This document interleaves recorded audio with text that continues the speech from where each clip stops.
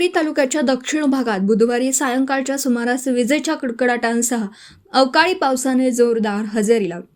खंडाबे सडे परिसरात गारपीटचा मोठा फटका बसला असून कांदा, गहू आदी पिकं भुईसपाट झालेत. तर वांबोरी परिसरात मुसळधार पावसामुळे शेतकऱ्यांचं मोठं नुकसान झालं.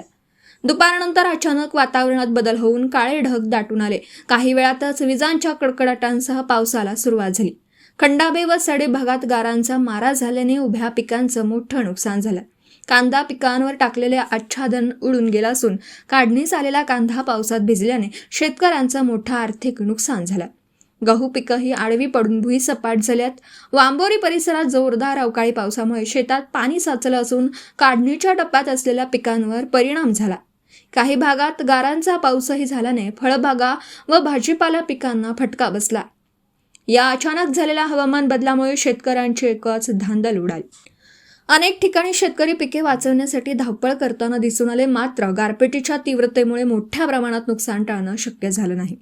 हातातोंडाशी आलेली पिकं या अवकाळी पावसामुळे नष्ट होण्याची भीती निर्माण झाली आहे.